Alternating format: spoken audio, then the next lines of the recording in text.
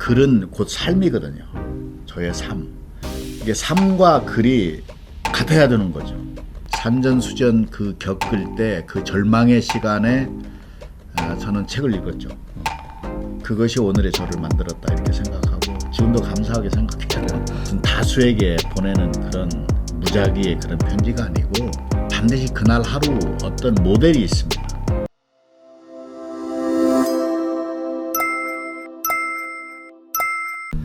매일 아침 390만 명에게 편지를 보내주시는 분이 계십니다. 고도원 아침편지 문화재단 이사장님 모셨습니다. 안녕하세요. 안녕하세요. 반갑습니다. 네, 반갑습니다. 네. 이사장님 별명 네. 중에 스마일 고가 있으세요? 미소가 좋으시다 그런데. 아, 그래요. 보통 한국 남자들 그게 쉽지 않은데 어떻게 이게 잘 되십니까? 뭐 제 삶이 그렇게 즐거운 건 아니었지만 어느 순간부터 웃는 게 좋겠다 싶어서 잘 웃는 사람이 됐고요. 고도원의 아침 편지도 맨 나중에 오늘도 많이 웃으세요. 아, 네, 그렇죠. 그렇게 합니다. 네. 많이 웃으세요. 네. 아니 사실은 저도 네. 그렇고 한국 남자분들이 네. 카메라 앞에 서면 또 평소에도 잘 웃지를 못하는 그런 분들이 엄청 많으시거든요. 네. 그래서 참 신기하게 생각하는 분들이 많아서 제가 여쭤봤습니다. 고 이사장님, 사실은 하루에 390만 명을 상대로 편지를 쓴다는 건 어마어마한 일인데 이게 하루아침에 시작된 건 아닐 거 아니겠습니까? 처음에 언제 어떤 계기로 시작하셨어요? 제가 덜 아시겠지만 이제 김대중 대통령 연설비서관을 네. 했는데 5년 동안 사흘밖에 쉬질 못했어요. 네. 그것은 엄중한 글이고 역사적인 글이고 무거운 글인데 제가 살기 위해서 머리에 바늘구멍 하나 내는 마음으로 시작한 게 이제 고도원의 아침 편지입니다. 2001년 8월 1일 시작했고요. 그것은 제가 책 읽고 밑줄 그어 놓고 독서 카드 만들어 놓은 것 가운데 이제 하나를 골라서 그날의 상황, 그날의 어떤 사회적, 정치적, 역사적 그런 상황 속에서 맞는 글을 골라서 거기에 제가 코멘트 붙여서 보낸 편지인데 이게 이제 발전한 거죠. 네. 2001년 8월에 시작하셨으면 이제 21년, 만 21년. 네. 네. 21년 됐어요. 네. 야. 매일 예. 하루도 쉬지 않고 물론 이제 토요일, 일요일, 토요일은 이제 독자가 쓰는 편지를 쓰고 하지만 하루도 쉬지 않고 한 게 감사하죠. 근데 그렇게 처음에 시작하셨을 땐 그러면 지인 몇 분한테만 보내셨을 거 아니에요? 그때 이제 이메일 주소가 만들어져서 확산되던 초창기입니다. 네네. 잘 아시겠지만 그때 청와대에 근무하는 사람, 제 친구, 언론계 선후배, 동기들 이런 친구들에게 한 200~300명에게 보낸 것이 확산된 거죠. 그러니까 어떻게 보면 이제 공직에 계실 때 네. 나름대로 개인적으로 좀 친한 분들 또 네. 업무상 아시는 분들한테 인간적인 메시지를 보내기 시작한 게 이제 지금까지 이어진 거군요. 사실은 그렇게 오랫동안 이렇게 한다는 건 본인도 의지가 있어야 되지만 사실은 읽는 분들이 그것을 읽고 주변에 또 추천해주고 그러면서 독자 이렇게 많이 늘어난 걸 거 아니겠습니까? 그렇죠. 저도 이걸 보내놓고 깜짝 놀랐어요. 사람들이 우선 신선하다, 좋다, 마음의 비타민이다. 아침에 읽고 목에 이제 머금고 다니니까 하루가 좀 더 좋아진다. 심지어 어떤 비즈니스 시작하기 전에 고도원의 아침 편지를 인용하고 시작하면 훨씬 좋아지더라. 이제 이런 얘기를 하고. 그러니까 저는 이게 지금 이제 한 390만 명 받는 걸로 되어 있지만은 무슨 다수에게 보내는 그런 무작위의 그런 편지가 아니고 반드시 그날 하루 어떤 모델이 있습니다. 오늘 이제 홍 총장 만났잖아요. 네네. 내일 편지에 등장할지 몰라요. 이분에게 보내면 네. 고도원 이사장이 나한테 보낸 편지구나라고 동감하고 혹시라도 감동하거나 울먹거리거나 그런 감정이 일어난다면 그건 만인에게도 통한다는 뜻이거든요. 그런 통함이 있지 않았나 이렇게 생각해요. 네. 그러니까 사실은 저도 고도원의 아침 편지 구독자인데 보통 오늘은 제가 유심히 보니까 시간이 0시 37분. 그러니까 네. 보통 자정 딱 지나서 네네, 보내주잖아요. 맞아요. 네. 그렇게 보면 하루를 시작하는 그 누구라도 이 편지로 어떻게 보면 하루를 시작하게 되는 열게 되면 제일 먼저 보게 되는 거니까요. 네. 예. 정말 인상적이고 그래서 그 편지 양식은 보통 고 이사장님께서 읽은 책 중에 어떤 메모해 놓으신 그 글귀를 먼저 인용하시고 그것을 선택한 그 본인의 그 의견을 갖다가 넣어 주셔서 그것을 보고 저희가 감동하게 되는 거죠. 네, 아마 한 30초에서 40초, 길어야 1분 안에 읽을 수 있도록 되어 있죠. 네.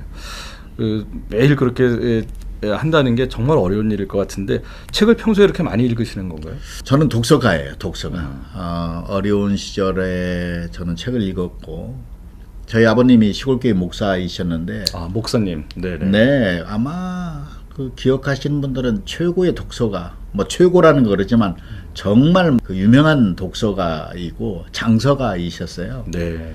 가난했지만은 집안에 책이 가득했고 저도 이사 많이 다니면서 왕따도 당하고 뭐 똥통에 빠져보기도 하고 그래 실어증에 걸려보기도 하고 밖에 나가지 못하는 소년이었고 내성적이었고 그 고독한 시간에 아버님이 갖고 계신 책 어려운 책이지만 책과 함께 놀면서 그러다가 이제 중학교 2학년 때부터 본격적으로 아버님의 그 독서 훈련을 받았죠. 독서 카드 쓰는 법. 그리고 이것을 카드로 만드는 법. 아버님의 독서 카드가 아주 무궁무진했거든요. 이야. 이제 그게 토대가 돼서 네네. 이제 글 쓰는 직업이 됐고, 뭐 오늘에 이른 거죠. 예. 어떻게 보면 아버님 그리고 독서가 인생을 완전히 크게 성장시키고 변화시키는 거라고. 그렇죠, 보시겠네요. 그렇죠. 사실은 이사장님 본인이 이렇게 왕따 당했었다, 뭐 또 어디 이렇게 누군가한테 이렇게 해서 빠지기도 했다 이런 말씀 전 처음 들었습니다만, 근데 사실은 고 이사장님 주요 경력은 대학 재학 중에 그 학보사 편집국장 지내시고, 네, 연세춘추 편집장 했죠. 그리고 또 아버님 길을 따르시려고 했는지 또 신학을 또 전공하셨고, 네. 어떻게 보면 지금 하시는 일이 또 다른 의미에서 교회는 아니지만 사람들 의식을 변화시키는 일을 하고 계신 거네요. 네, 사실은 제가 이제 아버님이 그 좋은 목회자로 키우려고 이제 훈련도 시켰고 그런데 대학을 다니다가 이제 연세춘추 편집국장까지 되면서 그때가 이제 유신 시절이에요. 제가 71년에 대학에 들어갔는데 어려운 시절에 이제 칼럼을 쓰기 시작했어요. 연세춘추에 10계명이라는 기명 칼럼이 지금도 있습니다. 그걸 쓰기 시작하면서 이제 고난이 왔고 마침내 긴급조치 9호로 제적이 됐고 제적이 되니까 제가 이제 연세대 신과대 4학년 때 제적을 당했는데 모든 게 끝나는 거예요. 코스웍인데 목사가 되고 목회자가 되는 건. 그래서 뭐 고생 많이 했죠. 포장마차도 해보고 뭐 콩밥도 먹고 강제 징집도 당하고 또 문방구 하려다가 사기도 당해보고 웨딩드레스 디자이너 생활도 한 5년 하고 산전수전 그 겪을 때 그 절망의 시간에 저는 책을 읽었죠. 그것이 오늘의 저를 만들었다 이렇게 생각하고 지금도 감사하게 생각해요. 네. 그리고 또 사실은 그 고 이사장님 주로 이제 중앙일보에서 근무하셔서 전직 중앙일보 기자로 저희는 또 많이 기억합니다만, 네네. 그 재학 중에 그러니까 그 제적을 당하고 학교 졸업을 못하는 그 상황에서 지금 말씀하신 다양한 과정, 그 옥살이도 하시고 그 여러 가지를 겪으셨지만 그때 또 뿌리 깊은 나무라고 상당히 중요한 인문사회 매거진 거기 또 기자를 지내셨어요. 네, 정말 다행히 그 졸업장도 없는 저를 돌아가신 한창기 사장께서 기자로 채용해 주셔서 그 곳에서 5년 일했죠. 열심히 일했는데 그게 또 폐간됐잖아요. 네네. 5.18 광주 항쟁 직후에 강제 폐간. 너무 좋은 매체였는데. 네, 아주 뭐 우리나라 어떤 언론, 문화, 잡지 이런 쪽에 혁신적인 것이었는데 기념비적인 그런 잡지였는데 강제 폐간되고 또 백수가 되고 그때 이제 마침 뿌리 깊은 나무를 열심히 보시던 지금은 이제 고인이 되셨어요. 최우석 경제부장이 저를 추천해서 글 잘 쓴다. 글이 좋다. 네네. 맛깔스럽게 쓴다. 손이 빠르다. 네, 최우석 그 어른이 인정하셨다면 대단하신 분인 게 최우석 그 어른이 나중에 삼성경제연구소 소장도 네, 소장하셨어요. 네네. 우리나라 경제부 기자 가운데서 가장 쉽게 미문으로 기사를 쓰시는 분이에요. 네. 이분이 이제 뿌리 깊은 나무를 열심히 보다가 이런 친구가 요즘 고도원 세 글자를 잘 기억하신 거예요. 요즘 네. 백수라는데 놀고 있다는데 이런 사람을 한번 신문 기자 시켜보자. 그때 언론고시가요 한 300대 1, 뭐 어느 회사는 한 1000대 1 하던 때입니다. 정말 어려운 때인데 저는 특별한 스카웃을 받았죠. 네. 좋은 대우로. 네. 사실은 이렇게 겸손하게 말씀하셔서 그렇지 저는 사실은 1993년도에 공채로 조선일보 입사를 해봤는데 네. 사실은 뭐 시험을 갖고 그 사람을 평가한다는 거는 그건 사실은 좀 말이 안 되잖아요. 진짜 글을 잘 쓸 수 있는지 아닌지는 잘 모르는데 그 잠시 몇 시간 그 시험 갖고는 평가할 수 없는 거를 5년 동안 다른 매체에서 충분히 그 글을 통해서 실증하셨으니까 당연히 스카우트 될 만한 훌륭한 캐리어를 갖고 계신 거죠. 그 미국식 아닙니까? 네. 네. 그래서 그 중앙일보에서 거의 한 20년 근무를 했는데 주로 정치부에서 있게 됐고 그 정치부에서 있게 된 경력이 또 나중에 대통령 연설문 쓰는 토대가 됐죠. 네. 사실은 지금 말씀해 주셨습니다만 어떻게 보면 재학 중에 제적까지 당하는 그런 일을 당하셨던 어른이 바로 같은 그 핍박을 당하고 제일 최고의 자리에 간 김대중 대통령한테 발탁이 돼서 그분하고 임기를 같이 하셨어요. 5년이라고 하면 아마 최장수 비서관 아니신가요? 그렇죠. 청와대 부침이 심한 곳입니다. 네네. 여러 요인들이 있는데 그래서 한 자리에서 5년 지키기가 정말 어렵습니다. 뭐 거의 유일한 사람이었죠. 그리고 제가 듣기로 사실은 연설 담당하시는 분은 그렇게 오래 할 수가 없는 게 누구나 그 자신을 대신해서 글을 써주시는 분 상당히 중요하게 생각하지만 막상 그 글을 읽었을 때 어느 날은 마음에 들지만 어느 날은 마음에 안 들거든요. 그럼 마음에 안 드는 날이 쭉 기억에 쌓이면서 그럼 한번 바꿔볼까 이렇게 돼서 몇 개월 걸려서 이제 바뀌는 경우가 다반사인데 네. 5년 동안 그렇게 할 수 있었던 비결은 뭐예요? 우선 김대중 대통령께서 저에게 이제 연설비서관 말씀하셨을 때 제 꿈이었어요. 제가 제적당하고 어려울 때 제 아내하고 이제 정말 박터지게 부부싸움 수없이 하다가 나에게 꿈이 있다. 그러니까 좋은 기자 되는 것이고 그때는 아무것도 없었을 텐데 네. 죽기 전에 대통령 연설문 하나 쓰고 죽을 거다. 뭐 이런 얘기를 했거든요. 아 그래요? 그게 이제 20년 만에 현실이 된 거예요. 저에게 그런 감격이 있었고 그 심중을 김대중 대통령께서 알아주신 거죠. 그리고 이분이 1년을 기다렸어요. 아무 평가도 안 하세요. 혼내지도 않고 질책도 없고 칭찬도 없어요.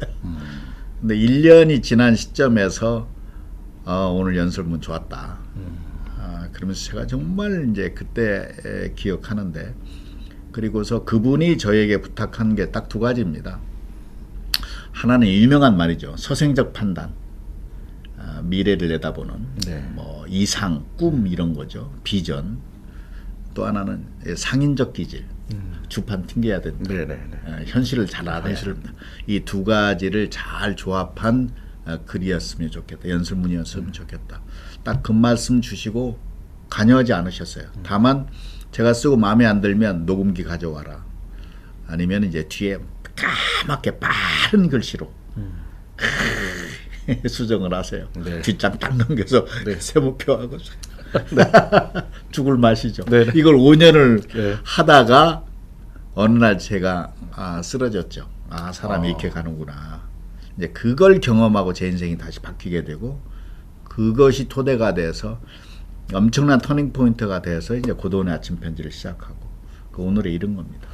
쓰러셨다니 그때 어떤 상황에서 쓰러진 거예요? 그러니까 그 변수가 많거든요. 대통령 연설문은 예를 들면 뭐 9.11 테러라든가 이거 나면 그 다음 한 7, 8시간 안에 연설문이 나와야 되는 거죠. 그렇죠. 뭐 그때 남북 문제도 많고 그런데 3시간 안에 어떤 연설문 초안을 써야 되는 상황이 온 거예요. 몸이 너무 컨디션이 안 좋았죠. 딱 굳어져 있고. 근데 그게 이제 몰입을 해야 되는 상황이었는데 정말 목숨 걸고 몰입을 하고 초안을 써놓고 딱 일어섰는데 툭 나간 거예요. 우리 번아웃이라고 그래요. 번아웃. 의식을 완전히 잃으셨던 그렇죠. 거예요? 그러니까 이게 의학적인 용어가 있어요. 그 뇌졸중, 뇌경색과 비슷한 그러니까 졸도죠. 과로와 스트레스. 모든 것이 결합되어 있는 그래서 이제 쓰러졌고 다시 이제 눈을 의식을 회복했을 때 보이는 게 달라진 거죠. 뭐 들리는 것, 또 내 인생에 뭘 놓치고 살았나, 몇 시간 만에 일어나셨어요? 한 서너 시간 됐죠. 내가 뭐가 소중한가. 그러면서 그날 이후 제 삶을 덤이라고 생각하고 내 존재가 나에게도 의미 있지만 다른 사람에게도 좀 의미 있는 거. 내가 갖고 있는 게 뭔가. 뭐 독서 카드. 그때 이제 말씀하신 것처럼 그 이메일 주소가 막 생겨나고. 그래서 이제 저 나름대로 그 크리에이티브 띵킹. 네, 창의적 사고. 네. 그래서 이제 고돈의 아침 편지가 탄생한 거죠. 그 졸도가 아침 편지의 기원이네요. 그렇죠. 어. 네. 그 2001년이었습니까? 2000년. 2000년. 그러니까 그러고 나서 그 다음에 이제 네. 아침 편지를 쓰시게 된 거군요. 그러니까 그게 없었으면 저 지금 이 자리에 있지 않고 틀림없이 막 여기저기 그 속세 세상 일에 분주했을 겁니다. 아주 중요한 터닝 포인트였네요. 네네. 네네. 그 사실은 이렇게 5년이나 그 사실은 김대중 대통령을 겪어보신 분은 그분이 아주 편한 상대는 아니라고들 하시거든요. 엄청난 분입니다. 예, 상당히 좀 그 스탠다드가 높은 분으로 알고 있는데 네. 5년 동안 지켜본 그 김대중 대통령에 대한 여러 생각이 있을 텐데 좀 공유해 주실 만한 내용 좀. 이 얘기는 뭐 정말 길게 하지 않으면 참 쉽지 않아요. 그런데 이제 한마디로 요약하면 스승입니다. 선각자예요. 그리고 공부 많이 하시는 분입니다. 철두철미하게 공부하시고요. 해안이라고 하지 않습니까? 네네. 요즘 제가 좀 그리워요. 이분은 이 시대에 어떤 해안을 가졌을까? 그때 IMF 때 그걸 극복하는 것도 그렇고 IT, 이 정보화 산업에 그때 반대가 엄청났습니다. 네. 특히 이제 일본과의 관계에서 일본 문을 열었잖아요. 그때도 엄청난 반대가 있었고 그런데 계속 소신을 갖고 설득하고 했잖아요. 그 결과가 오늘의 네네. 보지 않았습니까? 좋은 스승이죠. 저에게도 그렇고. 사실은 그 시청하시는 분들 중에 그 IMF를 겪지 않은 세대는 잘 모르시겠습니다만 우리나라가 겪었던 근현대사의 가장 큰 이벤트 중에 하나가 1997년 11월 셋째 주에 시작했었던 국제금융위기 동아시아발 IMF 사태였는데 그 직후에 대통령이 되신 분이 김대중 대통령이시고 그 시기가 우리나라 역사에 가령 뭐 주식 투자하시는 분들도 집에서 하시게 된 게 바로 김대중 대통령 그 임기 중에 이제 홈 트레이딩 시스템 시작했거든요. 그렇게 보면 가장 변혁기였고 또 아까 졸도하시는 그런 상황도 2001년도 9.11 테러가 또 김대중 대통령 그 집권 시기에 있었고 네네. 너무너무나 하여튼 이벤트가 많았었던 네, 이벤트라고 표현하기에는 사건, 너무나도 사고가, 엄중한 그 위기였죠. 이분의 유명한 어록이 있습니다. 이게 청와대 와서 청와대 금고를 열어보니까 이게 비유죠. 네네네. 1,000원짜리 한 장 없고 네. 빚더미, 맞습니다. 빈 문서만 가득했다. 그때 우리가 외환보유고가 뭐 한 30억 달러. 그러니까 망한 거죠. 나라가 망한 거예요. 사실상. 네. 네. 그런데 그게 이제 1년 반 만에 380억 달러인가 이제 그리고 그걸 극복한 거죠. 여기에 이제 물론 좋은 국가 지도자가 있었고 잘 함께 해준 국민들이 금모으기 같은 것을 통해서 해준 국민들이 있었기 때문에 가능하죠. 요즘 이제 감사한 것은 제가 근래 이제 돌아다니면 예전에 김대중 대통령 모셨다고 그러면 편이 갈려져 있거든요. 네네. 좋아하는 분은 되게 좋아하고 싫어하는 분들은 지독하게 싫어하고 극명하게 이제 갈렸는데 요즘에는 세월이 지나면서 존경하는 분들도 많아지고 평가가 좀 달라져서 네. 그 부분은 제가 정말 감사하게 생각하고 있습니다. 네. 요즘 그 김대중 대통령님에 대한 그 기억을 나쁘게 갖고 계신 분은 거의 없을 겁니다. 지금 역사가 다 증명해주고 있고 또 바로 그 5년 동안의 재임 기간 동안에 그분의 메시지가 거의 지금 이 자리에 계신 고 이사장님께서 비서관으로서 그걸 다 써서 메시지를 전달하셨으니까 어떻게 보면 이사장님께서 꿈이 정말 아주 대한민국의 가장 위기에 가장 적절하게 잘 빛을 발했던 것 같습니다. 네. 그래서 저는 이제 그분의 임기가 2003년 2월 25일 마치고 이제 많은 분들은 이제 국회로 뭐 장차관 자리로 뜀박질 할 때 저는 배낭 하나 메고 노트북 하나 들고 한 달 동유럽 여행을 갔습니다.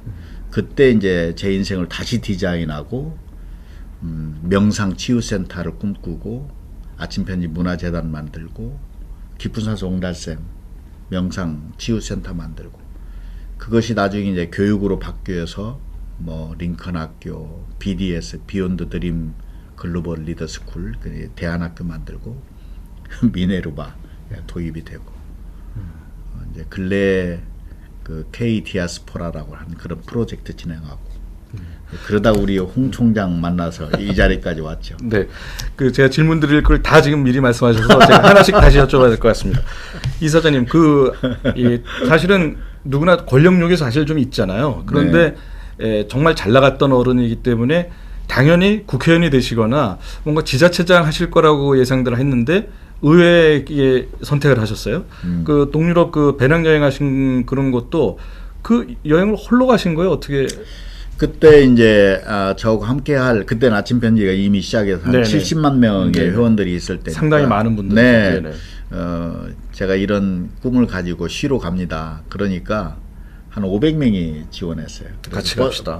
버스 한 대. 그래서 41명이었는데 그때 같이 갔죠. 한 달 동안 프라하부터 시작을 해서 쭉 그리스, 이제 헝가리, 빈, 그다음에 터키 다니면서 많은 아이디어 이것을 이제 그림으로 그려내고 그것을 현실화하고 이렇게 됐죠. 네, 그렇게 가셨던 어떻게 보면 아침 편지 문화재단 찐 팬클럽이 처음 만들어진 것 같은데요. 네. 그 재단은 원래 재단이라고 하면 재산의 모임이거든요. 사단법인 그러면 사람이나 모임의 모임이 사단법인이고 네. 재단법인 그 출연은 누가 하고 얼마나 모였고 어떻게 시작을 하셨나요? 이제 이 고도원의 아침 편지 하면서 이제 명상 치유센터를 만드는데 이게 어떤 목표를 갖고 하느냐 이게 굉장히 중요하잖아요. 그래서 제가 이제 설정한 것이 하나가 비정치였습니다. 정치랑 무관하게. 네, 그 다음에 비종교. 비종교. 그 다음에 비상업. 비상업. 네. 이게 물론 이제 뭐 제가 정치적인 견해가 없다는 뜻도 아니고 저는 또 종교를 갖고 있는 사람이고 또 이런 걸 하다 보면은 지속 가능한 시스템이 필요하니까 비즈니스를 해야 되는 거지만 그러나 이 세 가지의 굳건한 모토를 갖고 시작하자. 이게 재단을 만들려고 하니까 그때 요즘 한 30억이라고 그래요. 네. 그때 한 5억 정도의 시드머니가 필요한 거예요. 네, 최소 자산이. 네네. 네. 이게 없잖아요. 네. 그래서 제 집을 도네이션 하고 그걸 근거로 해서 재단을 세웠죠. 누구의 도움 받지 않고. 그렇게 시작하신 네네, 거예요. 그렇게 한 거예요.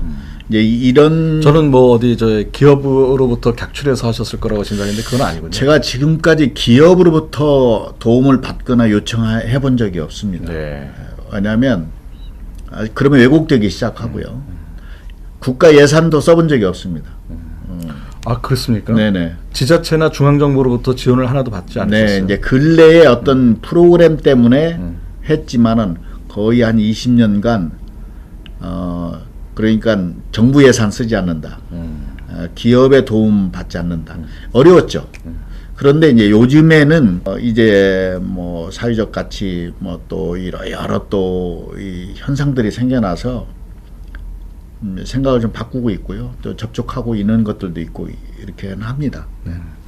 근데 사실은 지금 그 명상치유센터 이렇게 생각을 해내신 거는 의도가 있으신 거잖아요. 그 어떤 목적으로 명상치유센터 또 그 후에 프로그램 하나의 목표를 갖고 계셨을 것 같습니다. 그러니까 제가 아까 말씀드린 것처럼 이제 쓰러진 경험이 있었고 그래서 건강이 중요하구나. 이런 강제 멈춤, 강제로 쓰러지기 전에 제가 의지를 가지고 좀 잠깐 멈춤을 하는 것들이 필요하다. 근데 그 잠깐 멈춤이 제가 말하는 명상이고 하다 보니까 이제 제가 선무도도 하게 되고 이것을 나처럼 열심히 살다가 쓰러진 사람들, 쓰러지기 직전에 있는 사람들, 멘붕이 오는 사람들이 좋은 공간에서 회복되는 공간 만들었으면 좋겠다. 해서 이제 충주에 그 휴양림을 조성하기 초기에 거기에 들어가서 깊은 산소 옹달샘이라는 명상 치유센터를 만들었죠. 네. 근데 사실은 그 갖고 계셨던 당시 집이 뭐 그야말로 뭐 아주 큰 집이거나 아주 비싼 집은 아니었을 거란 말이죠. 그러고 나서 그렇게 치유센터 만드시고 또 나중에 연수시설 그 숙박할 수 있는 그 시설하고 이렇게 해서 하게 되면은 또 자금이 더 많이 필요하시게 됐을 텐데 그건 어떻게 조달하셨어요? 이제 그때 제가 이런 꿈을 갖고 있습니다. 재단은 만들었지만도 땅도 사야 되고 건물도 짓고 해야 되잖아요. 제가 이제 전 세계의 명상 치유센터 좋은 데를 벤치마킹을 다녀보고 이제 그림을 그렸죠. 같이 설계자도 같이 다녔고 건축 설계자. 그러니까 마스터 플랜을 만들어 놓으니까 이 마스터 플랜 이걸 비용을 어떻게 계산됩니까? 그러니까 800억 들어간대요. 800억. 아이고. 그래 20년 목표를 한번 해보자. 네. 800억. 그걸 또 발표도 했어요. 그러니까 난리가 났죠. 뭐 사기꾼이다. 뭐 네. 황당하다. 네네. 그런데 그게 10년 만에 이루어졌죠. 말씀드린 것처럼 국가 예산 쓰지 않고. 그게 무슨 의미였느냐면 아침 편지를 받는 분들이 함께 해주신 거예요. 10,000원부터 시작을 해서. 많은 분들은 이제 그 억대도 내시고 그렇게 마음이 모아져서 이렇게 땅도 사게 되고 건물도 짓게 되고 그리고 이제 여러 프로그램들을 진행을 하면서 100% 다시 선순환시키는 그런 구조를 만들고 그렇게 한 거죠. 예. 그러니까 마치 제가 이해하기로는 보통 개척교회 목사님께서 처음에 어떤 상가 2층에 조그맣게 시작하시거나 지하에서 조그맣게 시작하셔서 신도들이 늘어나면서 교회 건물을 짓고 뭐 이런 과정이 전 순간 연상이 됐는데 맞아요. 예, 그거보다 훨씬 대단하신 게 그때 보통 목사님들은 대면에서 신도들을 접하시는데 고 이사장님께서는 실제 독자들을 대면하시는 경우가 거의 없고 다 온라인만으로 일방향 메시지를 보내실 뿐인데 그 일방향 메시지 짧게 1분, 2분에 읽을 수 있는 그 글을 보고 감동하고 공감해서 네. 이사장님 목표에 네. 부합하는 도네이션을 해주시고 네. 그것이 오늘의 아침 편지 문화재단의 시설들 네, 그리고 네, 네. 그 교육 프로그램에 쓰여지게 됐군요. 정말 감사하죠. 제가 정말 말씀하신 것처럼 사람 앞에 가서 후원해달라 이렇게 말한 게 없어요. 거의 없어요. 이제 없다고 할 수는 없지만 거의 없고 거의 100% 글로 했는데 거기에 호응해 주신 거죠. 그래서 저는 그 글의 힘이라는 것은 위대하다 이렇게 생각하고요. 그 글의 힘이 어디에서 나오는가? 그것은 저의 모토이기도 하지만 글은 곧 삶이거든요. 저의 삶. 이게 삶과 글이 같아야 되는 거죠. 아, 저분이 살아온 것, 살고자 하는 것과 글이 맞아. 이게 여기에서 꿈이 생겨나고 그 꿈에 동참할 것인지는 이제 본인들이 판단할 노릇인데 저는 그 너머에 또 하나의 꿈 너머 꿈이라는 말을 쓰거든요. 그 꿈 이룬 다음에 뭘 할 거냐. 기부사 동달새 명상센터 만들어서 당신이 호의호식할 거냐. 그렇지 않고 이게 많은 사람들의 건강, 회복, 이것의 토대. 요즘 이 팬데믹 또 코로나 팬데믹이니까 더 개인의 면역력이 중요해졌잖아요. 네. 그래서 그런 곳에 공적, 민간이 주도하지만 공적 가치를 갖는 플랫폼 역할을 하는 것에 동참해 주신 거. 이것의 출발은 글이었던 거죠. 그럼요. 네. 진정성 있는 글이고 그 글 때문에 이제 제가 한 20년 하루도 쉬지 않고 할 수 있는 힘이 됐고 그렇습니다. 네. 그러니까 그야말로 태초에 말씀해 계셨다 뭐 이런 말씀도 있습니다만 이사장님 그 책을 읽으시고 글을 쓰시고 그 글이 오늘의 이사장님 만드시고 오늘의 아침 편지 문화재단 위협들을 다 하게 된 그 원동력이네요. 글로 시작해서 글로 이루신 지금까지도 네. 그러니까 사실은 전 그런 생각도 해봤어요. 이사장님이 과연 지금도 직접 쓰실까? 지금도 직접 쓰시는 건가요? 그렇죠. 저는 다른 건 뭐 대신 저희들 스태프들도 많고 이렇게 하는데 고돈의 아침 편지는 제가 책 읽고 제가 고르고 그 밑에 제가 이제 댓글이죠. 덧글을 달고 저의 작업이죠. 저의 영적 자산이라고도 할 수 있습니다. 네. 그래서 사실은 저는 그 고 이사장님 관련한 여러 찬사를 들었습니다만 그 제가 존경하는 그 이영구 대표님이라는 어른이 계신데 그 이영구 이사장님, 이영구 대표님이 예, 그 전하시면서 대원고등학교. 네, 대원하고 하신- 이사장 예, 하셨고요. 이사장 하신 분. 예. 세이프 키즈 코리아나 여러 또 재단 대표, 공동 대표 이사장 하고 계신데요. 그분 말씀 중에 이 진정성이 느껴지는 아주 훌륭한 어른이다 이렇게 말씀을 하시는데 그 진정성은 어떻게 전달이 되는 거예요? 그게? 아이고. 뭐 늘 진정성 이 말 자체가 이제 그런데 제가 이제 글과 삶이 하나라고 하는 것은 우리가 이제 말씀도 얘기하잖아요. 그 언어의 그 핵심이 뭐냐면 추명희 선생 같은 경우는 언어는 영혼의 문이다 이런 얘기를 하거든요. 그러니까 글, 말, 삶의 진정한 것은 어디에서 오느냐? 영혼에서 온다. 영성에서. 이런 부분은 뭐 종교적인 그 배경이 있지만 그것을 좀 맑게 하기 위해서 애를 쓰는 거죠. 노력하고 네. 반성하고 회개하고 그러니까 반성하고 노력하고. 네, 우리가 성찰 이런 얘기 하지 네, 않습니까? 네, 네, 네. 자기 삶을 성찰하고 뭐 이런 것들이 토대가 돼서 이런 것을 뭐 가감 없이 뭐 화나면 화난 대로 뭐 있는 그대로 뭐 성깔도 드러내고 그런 것들을 많은 분들이 뭐 진정성 있다기 봐주시는 것 같고 부끄럽죠. 네. 네. 그 사실은 그 여러 가지 프로그램이 있는데 그 제가 들은 것 중에 그 청소년들을 위한 링컨 학교 이건 어떤 거예요? 이 링컨 학교는 이제 저희가 이제 언어 얘기를 했는데 언어 가운데 가장 그 고매한 고향된 언어를 사용하는 지도자가 링컨이에요. 그 중에 하나가 게티즈버그 연설이고 네. 그게 2분짜리인데 즉흥 연설이에요. 아. 그런데 무식의 서사시, 불멸의 서사시 이런 표현을 하는 그 인류가 낳은 스피치 중에서 그 최고의 스피치죠. 거의 바이블격인데 저는 여기에 꽂혔던 사람이고 근데 그 불멸의 서사시가 어디에서 왔느냐? 하나는 독서에서 왔고 또 하나는 이제 고통, 고난, 시련. 네, 시련. 이것을 어떻게 견뎌내고 여기에서 싹 그 누에고치가 뽕잎에서 비단을 뽑아내듯이 네. 한 거거든요. 이거를 그럼 청소년들에게 좀 같이 해야 되겠다. 영혼의 문의를 좀 같이 해야겠다. 해서 만든 것이 이제 링컨 학교고 2011년에 시작을 했으니까 10년 넘었죠. 네. 그 프로그램이 어떤 특징이? 시스템으로는 구형제 자매를 맺어줍니다. 초등학교 4학년에서 대학생까지 구형제. 구형제 인위적으로 9명. 네. 네, 네. 우리가 다 형제간의 갈등을 겪지 못하고 살자는 우리 때는 다 형제간에 뭐 지지고 볶고 살았는데 시스템은 그런 거고요. 핵심은 독서예요. 독서를 어떻게 재미있게 하느냐. 그래서 빨리 읽고 정확하게 읽고 정독, 속독, 다독 이 독서법을 저는 이제 그 기술자니까 이걸 가르쳐주고 그 다음에 이제 2분 스피치 훈련을 시키는 거죠. 게티즈버그 연설을 암기하거나 머금고 자기의 게티즈버그 연설을 일주일 사이에 만들어서 발표하게 하는 거예요. 아, 그럼 그게 그 일주일짜리 프로그램입니까? 네네네.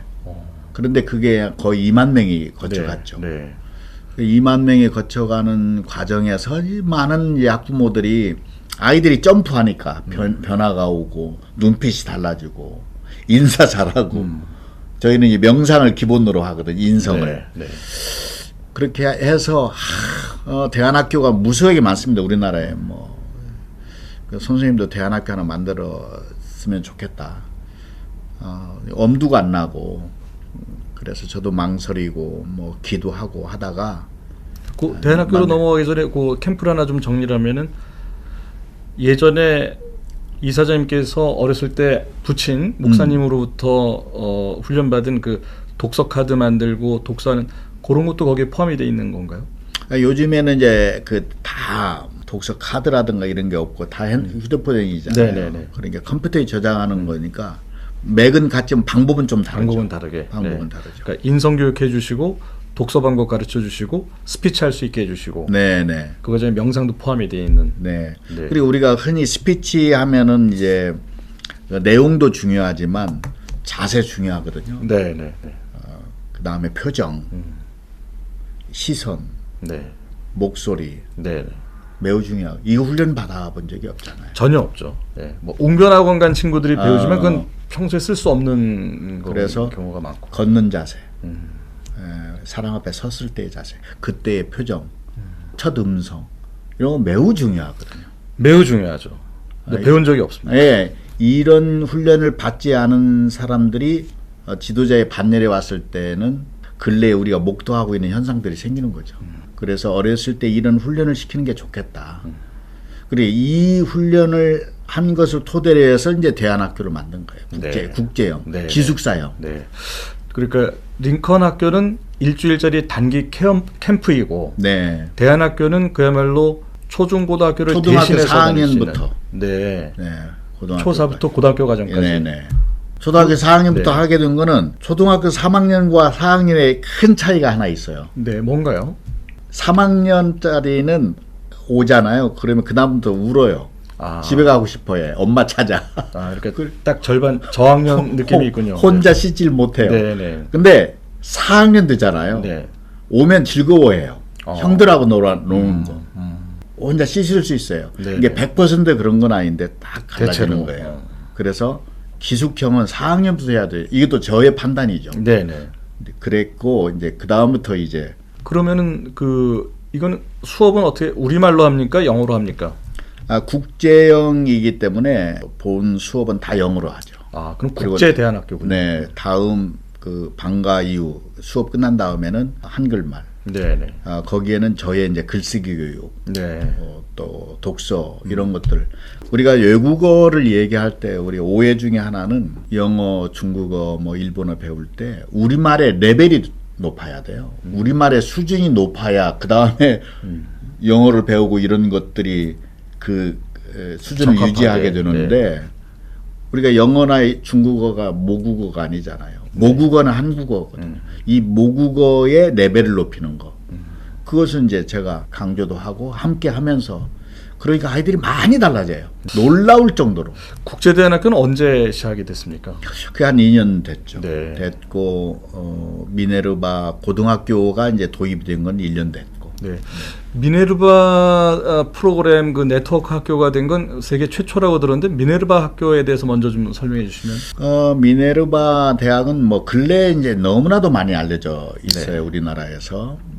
벤 랜슨이라고 하는 유태계 미국인인데 IT 전문가인데 이분이 이제 저처럼 교육에 꽂힌 거예요. 네. 그래서 미네르바 대학을 거의 10년 전에 디자인하고 한 7, 8년 전에 개교를 해서 지금은 이제 하버드보다 더 들어가기 어려운 최인류 대학이 됐고 이건 학교가 없는 교실이 없는 대학입니다.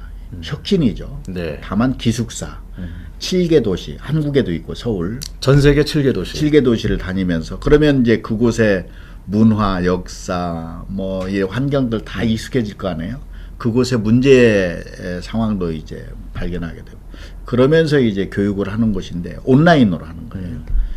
그런데 대학을 운영을 하다가 아주 우수한 학생들이 오는 건 좋은데 벤 랜슨의 생각이 좀 인성이 좋은 아이들이 왔으면 좋겠다. 네. 그래서 고등학교의 설립 필요성을 느낀 거예요. 네. 그래서 그 고등학교 프로그램을 그 IB라고 하잖아요. 인터내셔널 베칼로리아. 네. 그러니까 하브르타의 이스라엘의 하브르타 교육을 토대로 해서 발전시킨 것이 IB. 네. 인터내셔널 베칼로리아. 예, 그 유럽에서 많이 하는 네. 공부 과정이죠. 대학 예비 과정. 네. 예. 요거를 미네르바에서 고도화해서 하버드 프로그램을 대학이나 이런 연구팀들하고 해서 온라인으로 만든 것이 MB예요. 미네르바 베칼로리아. 네. 이걸 어디와 맨 처음 협업을 할 것이냐. 하다 저를 만난 거예요. 역사적이죠. 그러네요. 그래서 저희 BDS와 미네르바가 협업을 해서 시작한 게 이제 이번이 이제 2학기째. 아주 놀라운 일들이 벌어지고 있는 거죠. 네.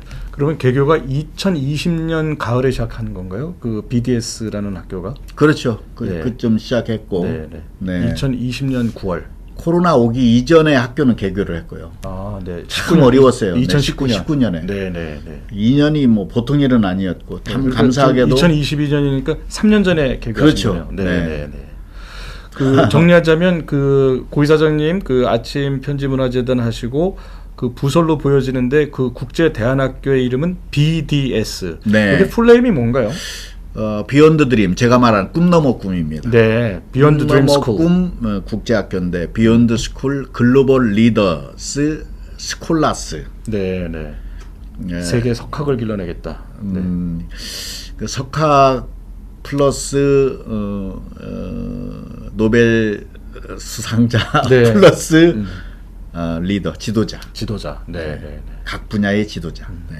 그 2019년에 개교한 BDS가 원래는 대학 아주 신개념 그 아주 최우수 인재들만 입학한다는 그 미네르바 대학의 대학 예비 과정 전 세계 최초의 파트너가 된 네, 그런 맞아요. 학교가 BDS군요. 네네. 네, 네, 네.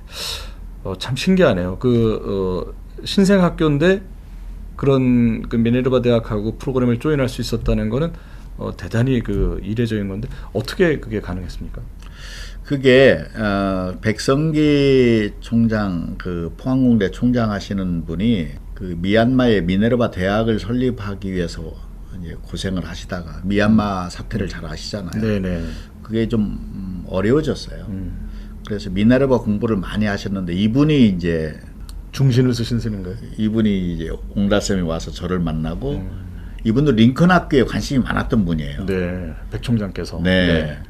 그리고 이제 제가 대안학교 만든 것을 아시고 이렇게 보시고 손뼉을 치면서 제가 이제 예를 들어서 스피치도 자세, 표정 이런 거 함께 한다. 이분이 놀래서 exactly same as 미네르바 네. 이런 얘기를 한 거예요. 네. 그래서 이분이 이제 그 중매서 네, 중매서서. 네, 네. 한국에 오기가 어려우니까 이제 줌으로 만났죠. 네. 줌으로 만났는데 우리가 이제 처음 그 케미가 네, 맞는다, 케미가 뭐, 맞는다. 네네. 뭐 죽이 맞는다 네, 네, 이런 네. 거 하잖아요. 예, 예. 첫 만남에서 케미가 맞았어요.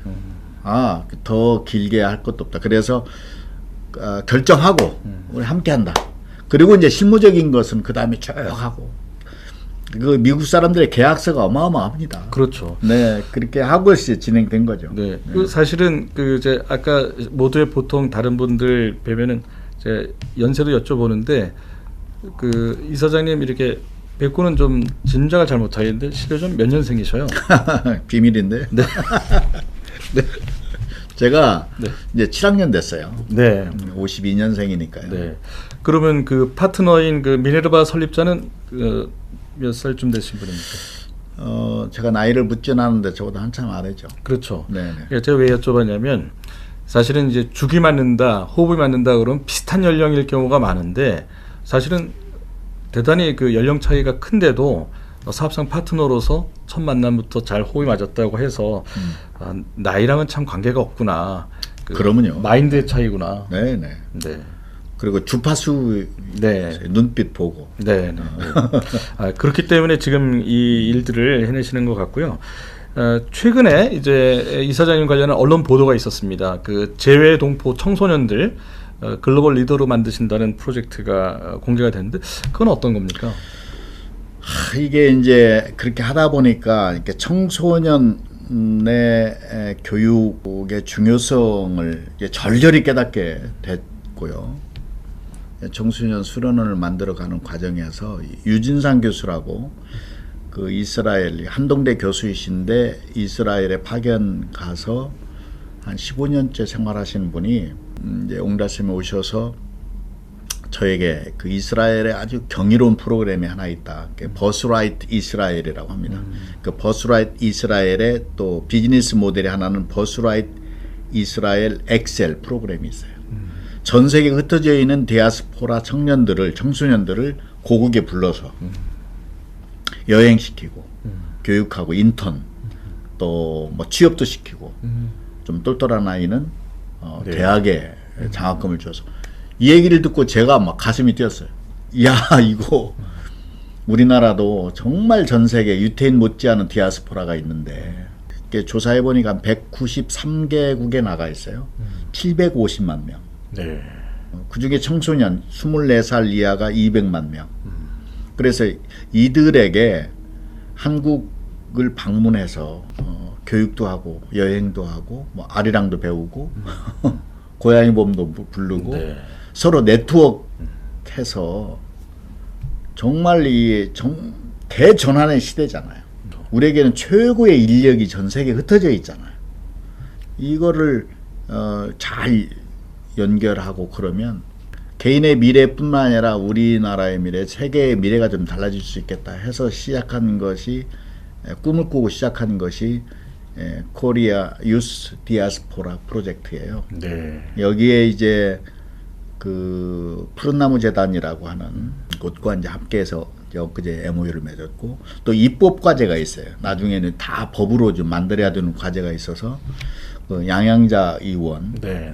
더불어민주당 의원이었는데 이제 근래 무소속으로 해서 네. 마침 또 무소속이어서 그래서 이제 이것도 범국민, 네. 비정파, 네. 그 다음에 비종교, 네. 그 다음에 비상업. 이게 이런 그 모토로 이제 설립을 했죠. 이제 출범합니다. 네. 상당히 중요한 그 일을 하시는 것 같아요. 왜냐하면 신체적으로는 한국인의 DNA를 갖고 태어난 그 재동포 청소년들이 또 성인으로서 초기에 있는 24세까지의 분들이 사실은 한국에 대해서 제대로 배울 수 있는 기회, 제대로 네네. 경험할 수 있는 기회가 없는데 그 사람들을 한국에 불러들여서 한국을 경험하게 하고 제대로 교육을 시켜서 한국에 머물 수도 있고 외국으로 나갈 수도 있고 그렇게 해서 일종의 메신저가 되어서 국내든 해외든 일할 수 있게 하는 그런 중요한 일을 네네네. 그래서 이제 한국에 온 친구들이 우리나라 기업도 이제 세계적인 기업들이 많아졌잖아요. 네네. 인턴 시킬 수 있고 견학할 수도 있고. 네네네. 그리고 뭐 경우에 따라서는 뭐 꿈에 그리던 곳에 취업할 수도 있고 또 경우에 따라서는 뭐 현직 대통령과 만나서 악수도 하고 사진도 찍고 네. 그래서 어떤 동기부여를 심어주는 거죠. 네. 그리고 그에 못지않게 그렇게 하다 보면 전 세계에 흩어져 있는 우리의 이제 그 청소년들이 서로 네트워크해서 뭐 시집장가도 가고. 네. 정말 일반인들 상상하기 힘든 그런 그 엄청난 일을 또 시작하시는 것 같습니다. 좀 그 아주 좀 과거로 돌아가서 제가 한두 가지 좀 여쭤보고 싶은 게 언론사 기자 생활을 어떻게 보면 오래 하신 거예요. 네. 그 학교에서 대학 시절에 학보사 편집국장도 하셨고 또 재적당 하시고 나서 중요한 매체에서 또 5년 근무하셨고 또 중앙일보에서 오랫동안 20년 그 재직하셨는데 기자 시절 어떤 기자셨어요? 본인이 스스로를 기억하시는? 예, 요즘에 이제 저를 만나는 분들이 이구동성으로 하는 저를 이게 기억하는 분들이 손이 빠른 기자였다 이런 얘기를 많이 합니다. 손이 빠른 기자. 손이 빨랐다 이렇게 하고 그 같은 스트레이트 기사인데 제가 쓰는 기사는 안다. 그러니까 미문이나 이런 건 아니지만 단어 하나에서도 이제 고도한 스타일이 있는 건가요? 예, 이제 제 체가 있었던 거죠. 그리고 손이 빠르다는 얘기는 사실은 부지런하다는 뜻이거든요. 준비를 많이 한다는 뜻이고, 그리고 열심히 취재한다는 뜻이고, 네. 또 푸성기를 열심히 모아서 잔뜩 쌓아놓고 이제 음식을 만드는 사람처럼 주방장처럼 그 푸성기가 굉장히 중요하거든요. 네. 이제 그거를 좀 남몰래. 왜냐하면 그거밖에 저의 경쟁력이 없으니까. 그러다가 이제 어떤 상황이 뭐 윤정기 세워놓고 다른 사람 못 부르죠. 이제 고기자 불러. 2장으로 줄여. 아니야 7장으로 늘려. 이런 것들을 제가 했던 사람이니까. 그게 가능합니까? 예. 신속하게 기사를 작성하셨군요. 그렇죠. 신속했고 그때는 이제 전화로 부를 때잖아요. 네네, 전화로 네. 이제 기사를 부를 때입니다. 그러면 노트북으로 할 때가 아니죠. 노트북이 아니죠. 기사로 메모 놓고. 전 상상이 안 갑니다. 그 다음에는 이제 팩스 시대가 왔고 네, 이제 네. 그 다음에 이제 이 네. 그 자판 두드리는 시대가 왔는데 그때는 다 뭐 윤정기 세워놓고 누가 이걸 불러대요. 그러니까 이제 그런 부분에서 그랬고 특종도 많이 했고 네. 그렇죠. 예. 제 별명이 특종 기자였어요. 예. 네. 20년 넘는 세월 동안 책을 많이 소개하셨는데 이거 책 하나 꼭 권해주고 싶다 인생 후배들에게 이런 게 혹시 있으실까요? 꼭 받을 거라고 생각한 질문이기 때문에 좀 생각을 했는데 제 인생을 바꾼 책이 있어요. 그게 이제 저희 아버님이 저에게 추천해 주신 책인데 함석헌 선생이 쓰신 뜻으로 본 한국 역사. 네, 뜻으로 본 한국 역사. 꼭 한번 보시길 바라고요. 근래에 나온 책은 그 최영구 박사라는 분이 쓴 그 블록체인 경제라는 책이 있습니다. 네네. 이거 꼭 한번 읽으셨으면 좋겠어요. 네, 블록체인 경제. 블록체인 경제. 뜻으로 본 한국 역사는 우리의 역사를 에서 뜻을 발견하는 거거든요. 이제 고난도 뜻이 있다. 이제 이게 핵심이고. 그건 인생에도 마찬가지예요. 네. 뭐 우리가 살면서 여러 가지 어려움을 겪지만 거기에는 반드시 뜻과 섭리가 있는 거니까 이걸 발견한 사람과 그렇지 않은 사람은 해석이 달라지고 그다음에 행동이 달라지는 거니까 꼭 한번 읽어보시고 블록체인 경제는 이 시대에 이제 메타버스, 뭐 체인 이코노미, 뭐 NFT 이걸 몰라서는 이제는 완전히 문맹이 되는 거잖아요. 네네. 그리고 격차가 생겨나는 거고 꼭 한번 공부해 보셔라. 네. 네, 이렇게 말씀드리겠습니다. 예, 좋은 책 두 권 꼭 우리 구독자분들도 읽어보시기 바라겠습니다. 오랜 시간 내어주셔서 정말 감사합니다, 이사장님. 아이고 고맙습니다. 네, 고맙습니다. 네.